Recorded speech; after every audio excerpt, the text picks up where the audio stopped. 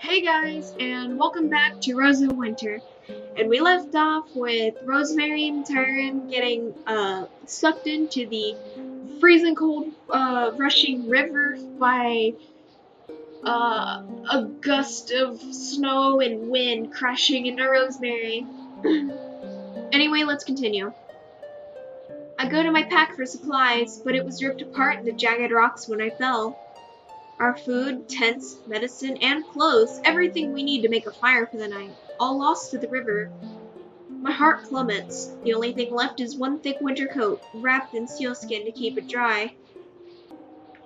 The cold pounds away at me like a hammer, but Tyron looks much worse.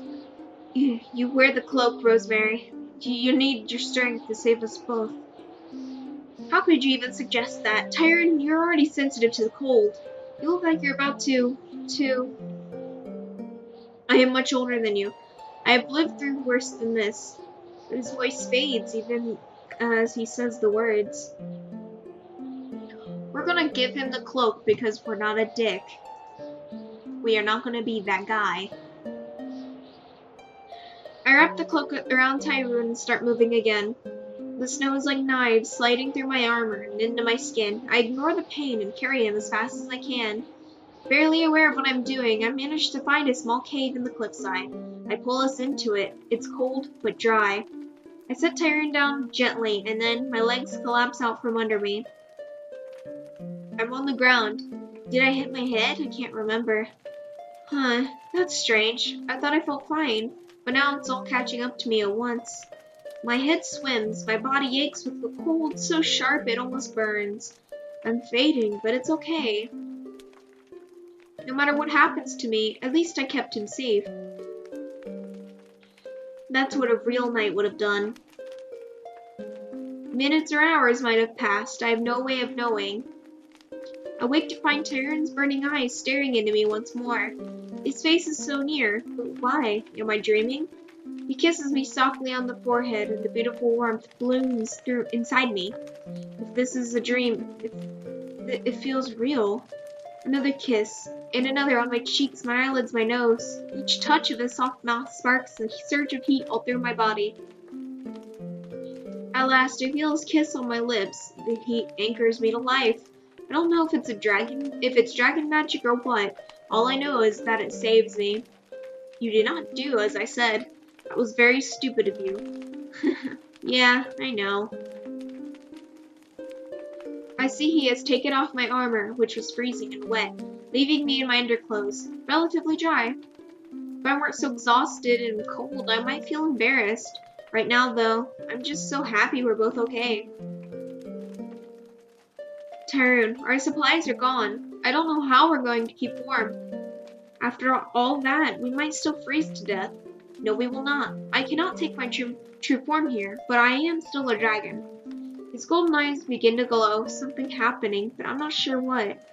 He takes my hand in his and guides it beneath his innermost cloak to press against his slim chest.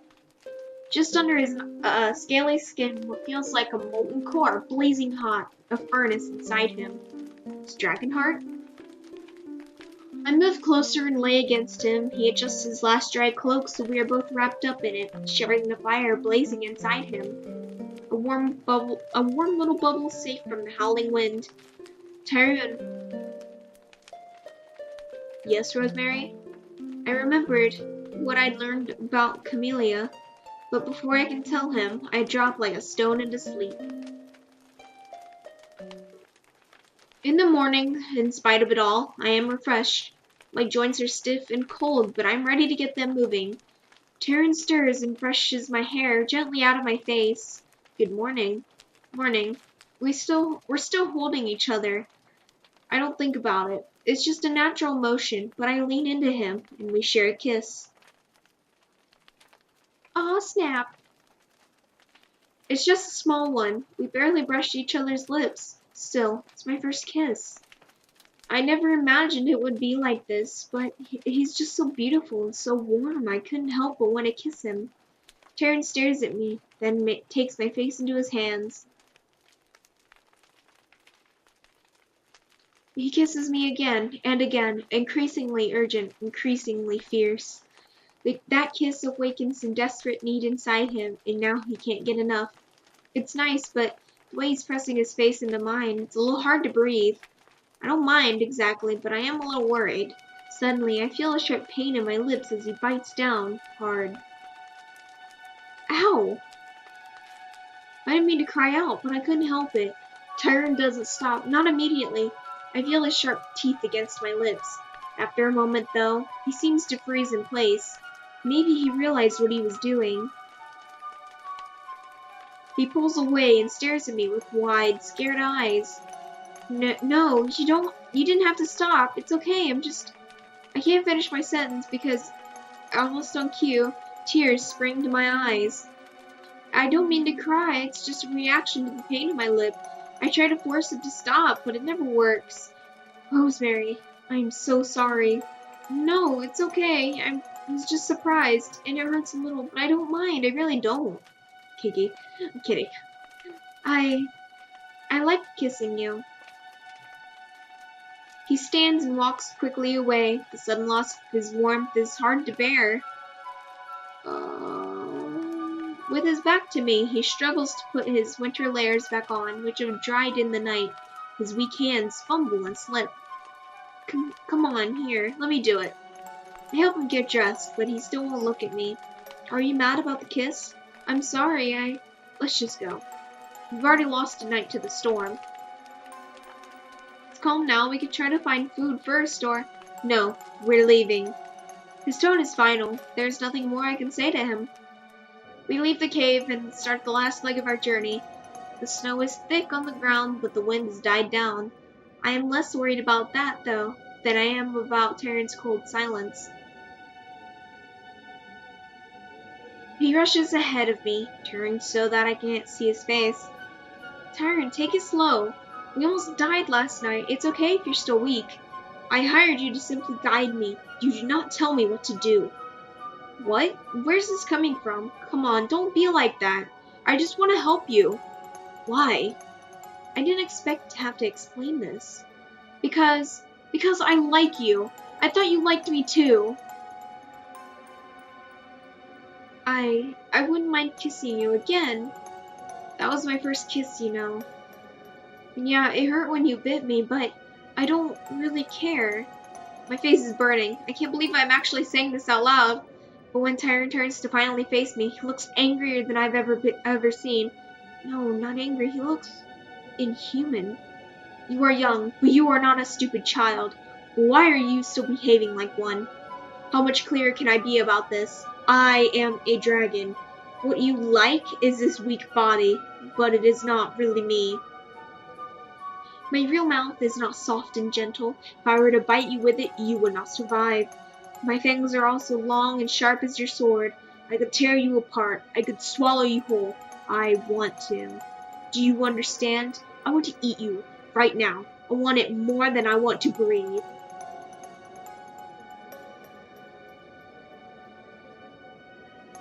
If you were smart, you'd be scared of me. You'd be afraid for your life. He's hissing low and dangerous right in my face, but I've learned not to look away. I'm not afraid. You didn't eat Camellia, and you won't eat me. When I worked for those scholars, they were learning about her, the woman Camellia was based on. She was a real person, but she wasn't eaten by a dragon. She married a duke and lived to an old age. They thought the dragon was a metaphor for a political struggle, or... I am not a metaphor, but you also didn't eat her. I wanted to. I wanted to eat her so badly. I loved her and she loved me. We were together for a time. She wanted to be with me forever, but the feelings were so intense. I loved her, but I also wanted what I want with you right now. I couldn't trust myself, so I forced her to leave. I would have killed her if she hadn't. She cried and screamed for me as I flew away, but she went on to live her own life. I'm very happy for her. How could you do that? What's wrong with you? Weren't you listening? I saved her life.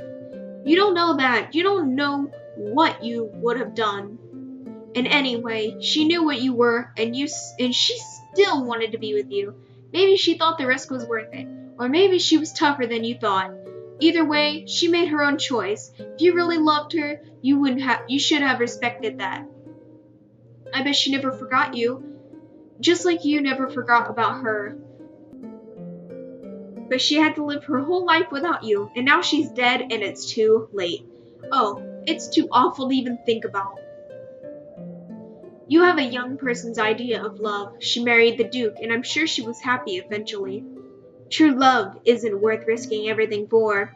Maybe, but that doesn't mean that what she felt wasn't real. You should have honored that, and what I feel is real too. What you feel?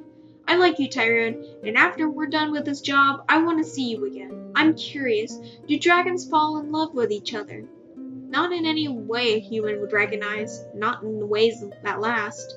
When we began to meet and talk with humans, some of us began to share that feeling for the first time, though we did not know what it was. That's what I thought. So as a human, I might even understand more about love than you do. Please listen to me. To eat a human is to taste sweet ambrosia. It's even better if it's an exceptional person like Camellia or like you. How do I know what I feel for you? It's impossible to tell if I love you or if I just want you.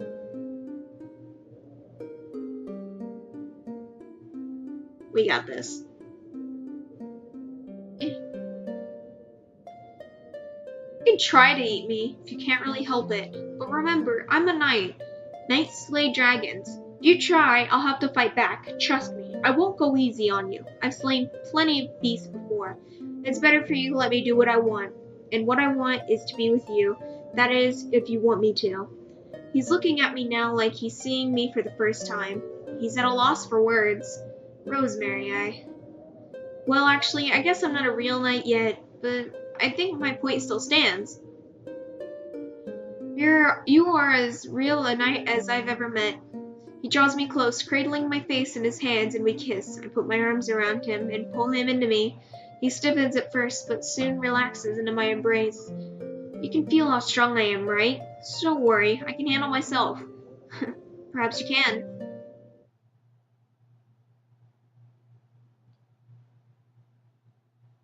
At last, we make it off of Mount Needle. Starlight City lies in view just a few miles away. We're exhausted, hungry, chilled to the bone. Yet somehow I feel light and giddy. We conquered the mountain. It's much warmer now, but it's still too cold for Tirune to change form. There's so much I want to say to him. But before I get a chance, we're greeted by a stranger. It's the other dragon. I see even White Heat made it down. Doing alright there, old man? Rana, don't speak to me. This whole mess was your fault. We will put a stop to it. His fault? So this is... Yes, this is the dragon who has been eating humans. Rana, you insolent whelp. You make it sound like such a bad thing, old-timer. Don't you have any pride in what you are? I don't care what anyone says. It's our right to eat lesser creatures. You used to understand that, but you've withered and gone soft with age. The stars cry out for us to consume all those who are beneath us. Who are we to deny them? Besides, if you don't eat humans, they just die in a few decades anyway. What a waste of good food. Say, what do we have here? Rana looks me up and down, and I tense up, grabbing the hilt of my sword. My blood runs cold, but I do my best not to show it. Shall we have a quick meal before the conference, Tirune? There's no one here to scold us for it, after all. You could just say you lost her to the mountain. I know you want to. I can smell your hunger. You're famished. And suddenly, an intense heat explodes from Tirune. His entire body shimmers and glows. He's pissed. This isn't even his final form. Now this is his final form. Before I can blink, there stands before me an immense and powerful dragon, gleaming hot and bright as if the sun shines on him alone. What? You shouldn't be able to take that form. Not here. What is this? Rana, we are both dragons, but compared to me, you are an infant in mind and body. If you ever harm a human again, especially this one, you will answer to me. Is that clear? Rana can't answer. He's too busy fleeing into the woods as fast as his clumsy human form can run. Soon, it's just the two of us again, alone together. Tyrone turns his great head towards me. He is strange, inhuman, and unbelievable, yet deeply familiar. Do you see now? Sorry, I heard something. Do you see now? This is the truth of what I am. Could you love a creature like this? Hell yeah. I could eat you right now. It would be easier than anything. So do it already. He leans his massive head closer to me. I've never seen anything so large. I feel a little dizzy just looking at him, but he doesn't open his vicious jaws. Instead, he nuzzles me, soft and gentle. I close my eyes and kiss his great, scaly nose.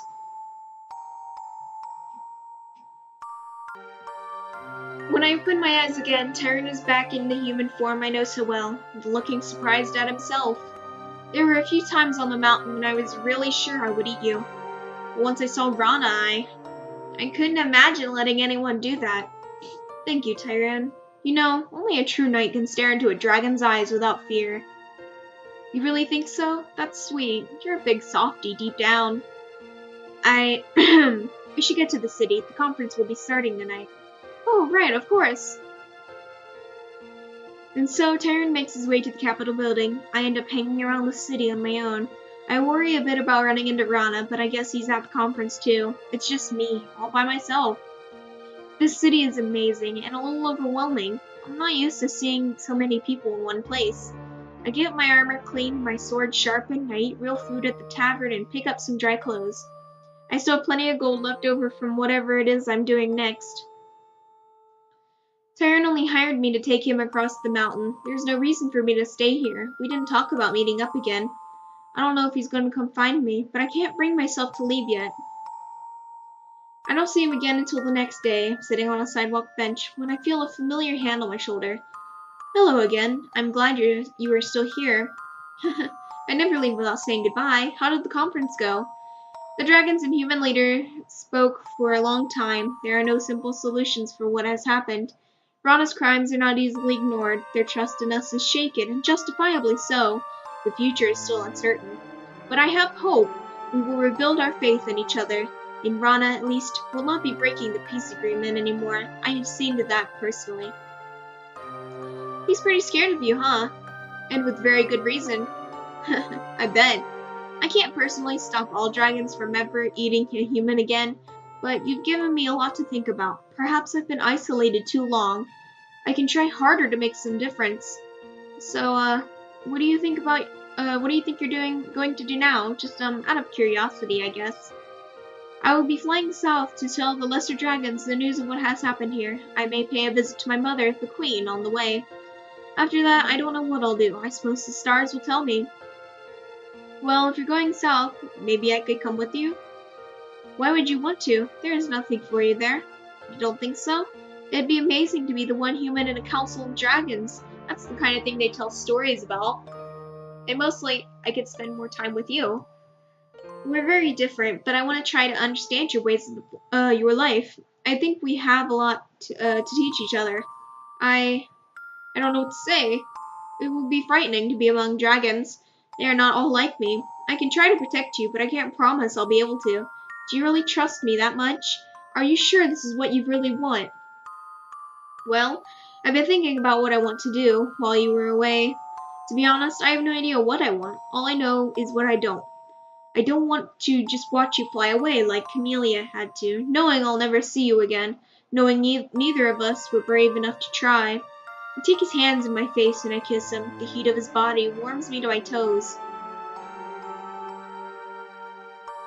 I can feel him start to change. When I open my eyes, I'm looking into the eyes of a great white dragon.